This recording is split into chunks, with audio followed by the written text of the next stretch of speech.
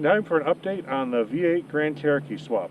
This is a 5.2 97 Grand Cherokee, and I swapped in an NV 3500 out of a 94 Dakota. And that's all working great. All the stuff I did in my previous videos, I'm happy with everything. That part's good. Some of the other things are a problem. The front axle was bent. I have a spare front axle, which is also bent, so I had to get another spare front axle, swap that in. While I was doing that, I did a real cheap lift kit, swapped out tires for clearance, changed the milkshake oil out of the transmission to real oil, made a front drive shaft, and basically got it going again. So here's how I did a few of the repairs, and then I'll do some driving at the end of the video and show you how much fun this thing is.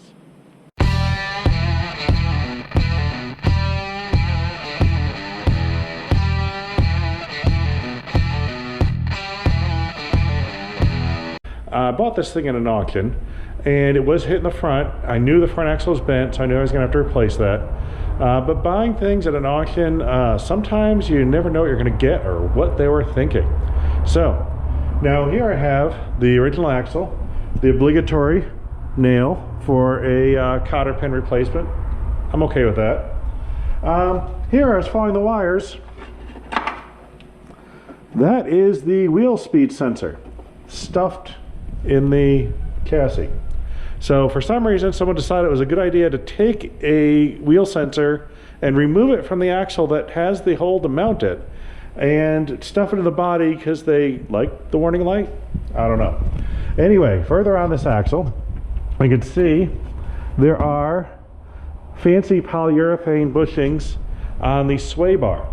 None of the other suspension bushings are polyurethane, just the sway bar, because that makes it handle well.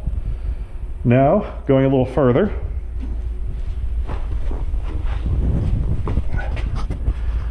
we have, looking at the axle, on the past, let me move some of this stuff. Okay, now looking underneath, on the driver's side of the axle, we have a CV joint. On the passenger side of the axle, we have a U-joint. Now, as you can see, this side has a wheel speed sensor attached, but they cut off the wire. Now, going a little further,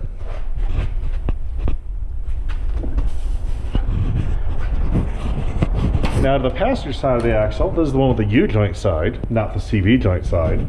Again, we have the classic nail as a cotter pin. And you saw on this side already, has the wheel speed sensor attached to the axle, but the wire's cut off.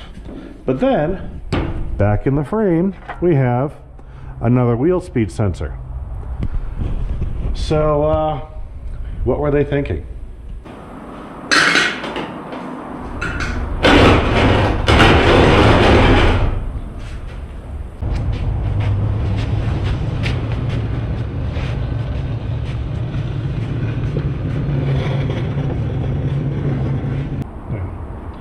The new axle's in place. I'm going to bolt it in, but I'm going to add one more thing along the way. I'm going to add spacers. So this will lift the Jeep up exactly that amount, which is 2 inches. Now, right here is where the coil spring sits. What this spacer is going to do is go in there, lower the spring down, and give you lift. This is a quick and easy way to lift a Jeep. You may have heard of them already. If you've already looked into them, they're a common solution. And as long as you don't go too high, it works fine. I've been running a 2-inch lift on my other ZJ for years, and I've been real happy with it. Now, what I did there is I had a full kit that also moved the bump stop down the same amount. So basically, you had the same travel, and I had longer shocks, so you didn't have any loss of down travel, but you didn't go up as far. That way, it kept the tires out of the body. I don't care about this body. I don't care about the tires I'm putting on it. So I'm not going to put in the extensions of the bump stops. I'm going to flex it until the tires hit and see where I need to trim them. And if that doesn't work, I'll add the spacers later. There we go. I heard the pop.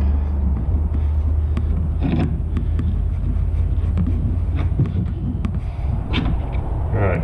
Hopefully I might have to remove this bump stop just to fit this off, but let's see. Yeah, I'm gonna have to pull that out. You just grab this rubber bump stop and yank. There she goes, and there's a bolt right there. So if you do add a spacer, all you need is something with a hole through it, a longer bolt, and you're done.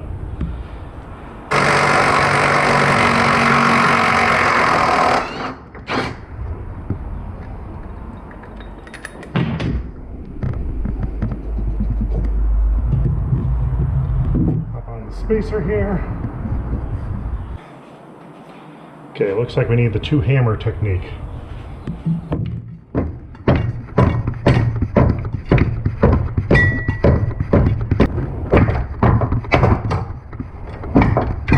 There. Put the isolator back on. Put our bump stop back on.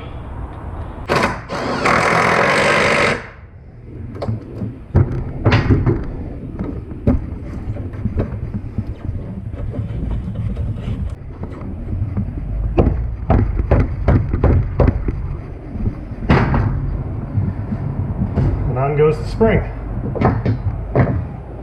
And now, when I install the axle, this thing will sit 2 inches higher. Well, the front's done. Now I've got to put the spacers in the rear.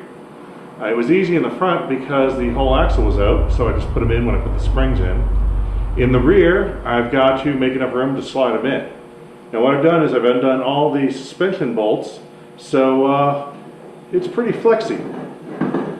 So I've got the shocks undone, the control arms loose, and the track bar off.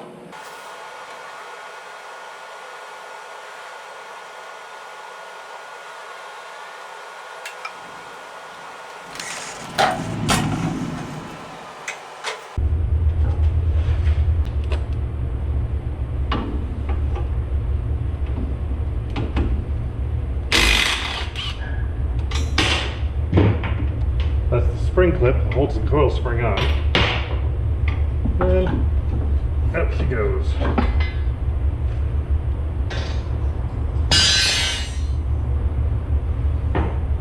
I got the rear part, came apart easy as pie.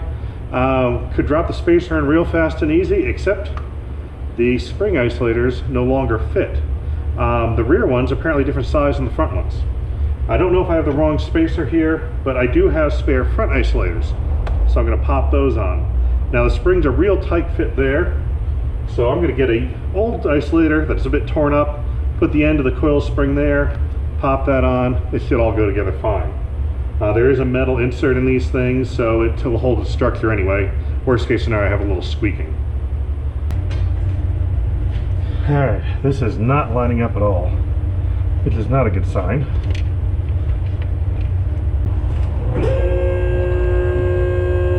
Yeah, I don't like that solution. Let's see what else we can do. Alright, so my quick and easy lift is taking a lot longer than I expected. I am not happy with the way these spacers work with either the front or rear isolator. It doesn't really fit well, it doesn't look secure on there. So I'm not going to use them, at least for this. One other trick I've heard and never tried was to take the front springs and put them in the rear to get lift. Now, of course, I'm using my front springs. Luckily, I have a spare pair. So, this is the rear spring that came out. That's the front spring. As you can see, quite a bit of difference. So I'm definitely going to get some kind of lift out of this. Supposedly, according to internet wisdom, it should be about 2 inches, which should match what I'm doing perfectly. But we will install them and find out.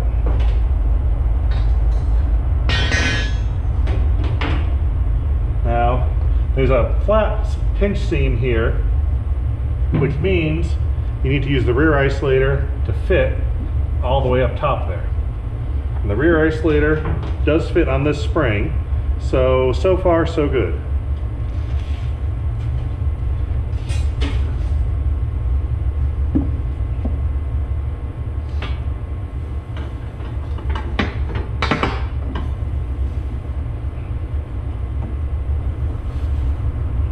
Things are so much longer, I might need a spring compressor here. Let's give it another shot.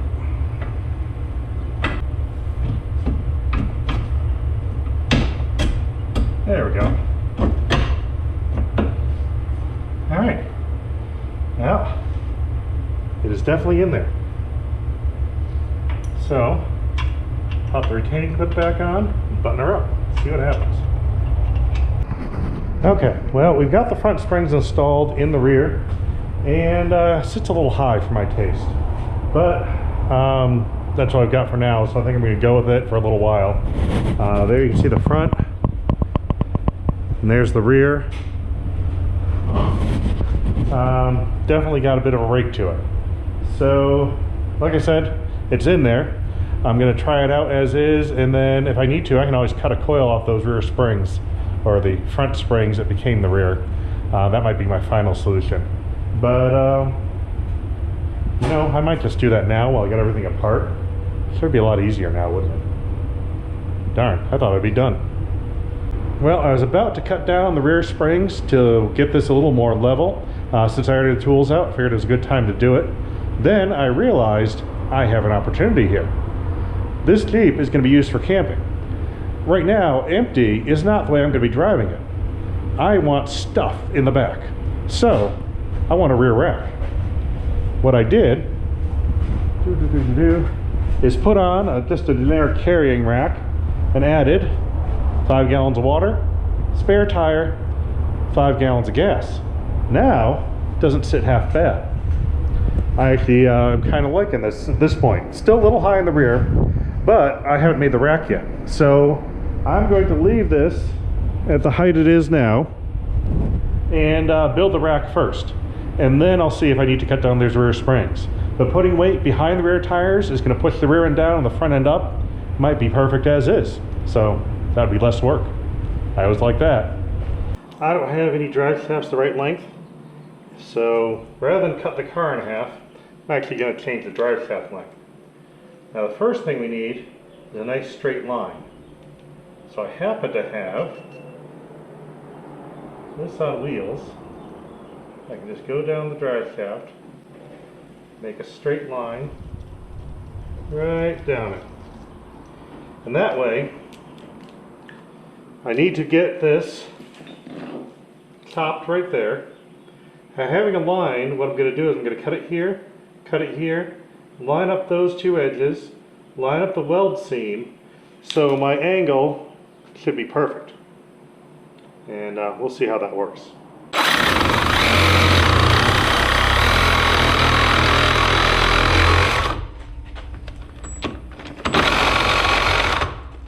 That is a lot of antifreeze coming out of the drive shaft. That's interesting. Is that there to balance it? Now I've taken out the length I want to shorten this drive shaft by, and I've got marks. I've got the line I drew on there. I've also got what's left over of a weld line from when the tube was originally made. So I'm going to use both of those as index points to make sure I get the rotation right. Now I want to sand this off because I'm actually going to attempt to weld it properly for once. So I don't want to lose those marks. What I'm going to do is take a file and make a notch right where the mark is. So that way when I sand off the outside, I'll still see the notch, line them up with the notches.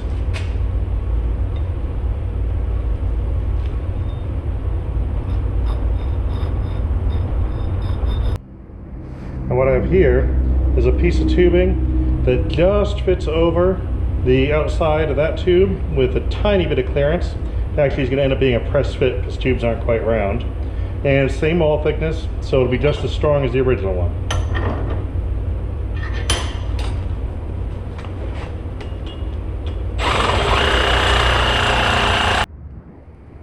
Now I want to put some holes evenly spaced around this. Take a measuring tape, wrap it around, and then take your overall length, divide it by your number of holes, and there you go. So now we have lines at evenly spaced holes. Now I'll mark them the other way.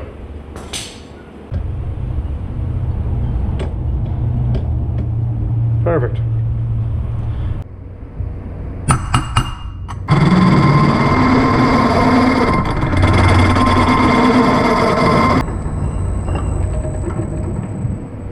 we go. Perforated.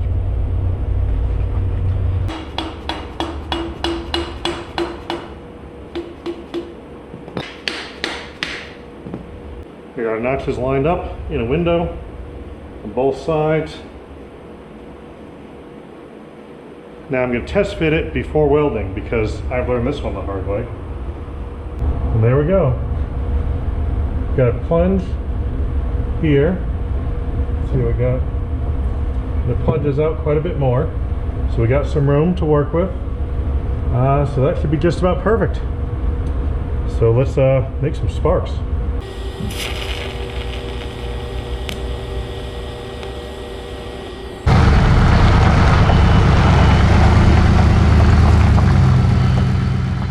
When I bought this drivetrain from the Dakota that I swapped out and put into the ZJ, I know it had been sitting outside for a number of years. So I expect we're going to see a milkshake inside this transmission. But gotta drain it, put some fresh fluid in, because eventually water in your oil doesn't do any good things for you. Let's see what we got. Well, it's mostly oil. Definitely a lot of water in there though. So we'll put some fresh fluid in and see how she does. Ooh, tasty. Adding fluid to the 5-speed in the ZJ, and I've had good luck in the AX15, the NV3500, and the NSG 370 with the Pennzoil stuff, the manual Synchromesh manual transmission fluid. It's got the MS rating. I originally bought it for the Liberty, the 08, with the NSG 370, because that's what it called out in the manual. And it's been pretty good in the other transmissions as well. I bought one of these hand pumps from Harbor Freight, which of course, meant for transferring oil, does not fit through the cap. So I have a spare bottle here where I snip the cap off. We have to transfer that without making too big of a mess.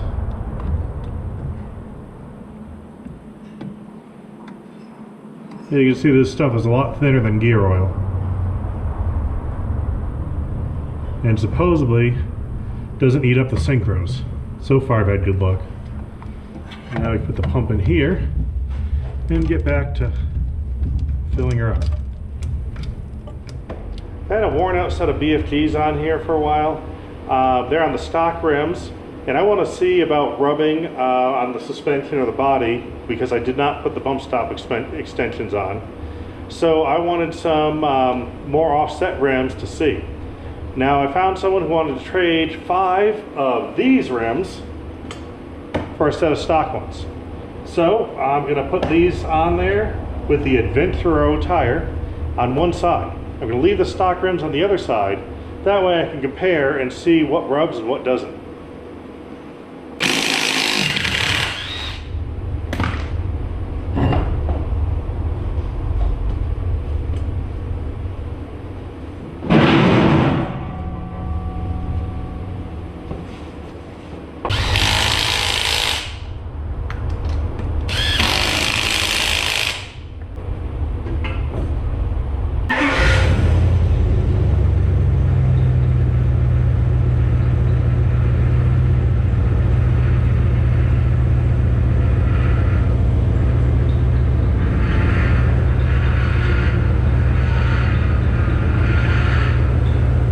I barely made it out of the shop and I already have rubbing. This offset tire, that bumper guard.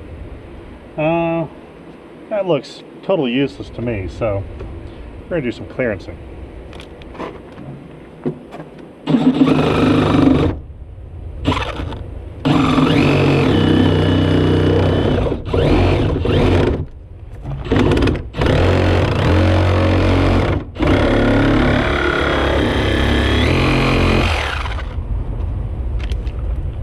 Clearance. All right, well, did a little more work on this V-8 ZJ and gonna do a little more testing. One problem is motor vehicles are shut down. The whole country's apparently shut down. So I can't register. So we're not really going to be doing on-road testing, but I can do a little off-road. Now I really like this 5-speed. I want to move the shift lever a little bit, but it's not too bad. This is the stock Dakota shift lever. I think I'm going to bend it up a little bit, then it should be fine. But it's workable as is.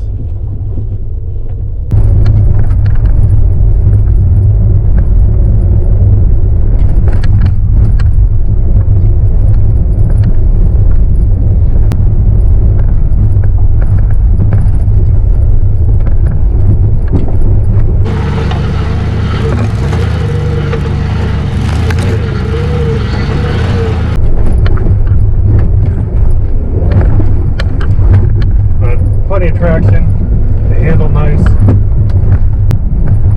because you can really sort of drive it like a sports car, which I always enjoy. Big fan of sports cars, especially on dirt.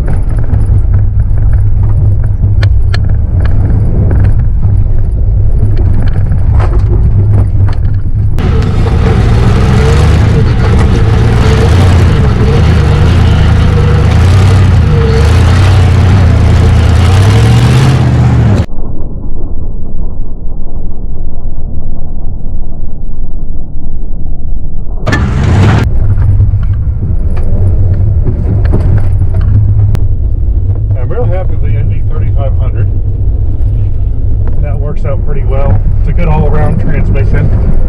It's not too truck-like. It has a nice smooth feel to it. Ratios aren't bad, and with the V8, these Jeeps have a pretty good amount of power anyway, so it's not like you really need to worry about real low gearing. On the technical stuff, low range gets you where you need to be.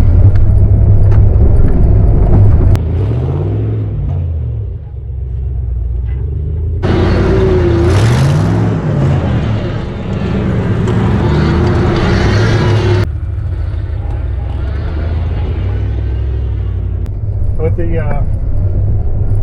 manual transmission in it, it feels a lot snappier than with the automatic. You don't get that bog as the torque converter works, and it just feels a little sportier and snappier.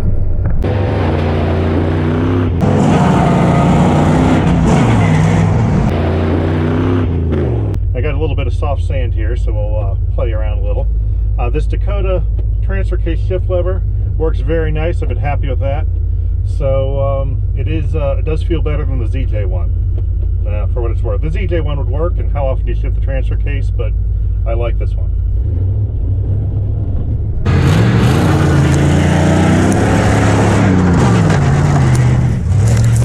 On four-wheel drive, we just go. That was some pretty deep sand. Oh yeah. A little bit of torque steer on the front end when you dump the clutch. Feel the front pulling around as the tires grab traction.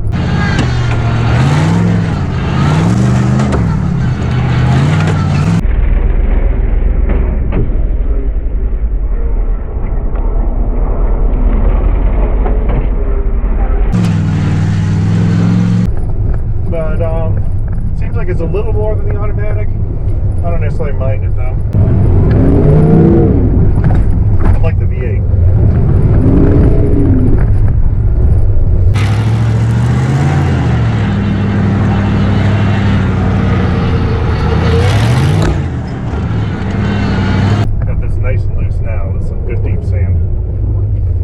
Off. Should we do a 1-2 shift?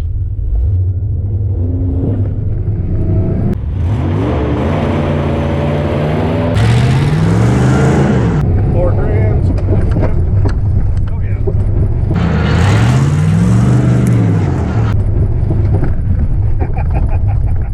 Yeah, that's fun. Takes off good. Four-wheel drive on dirt. The first gear launch is pretty nice.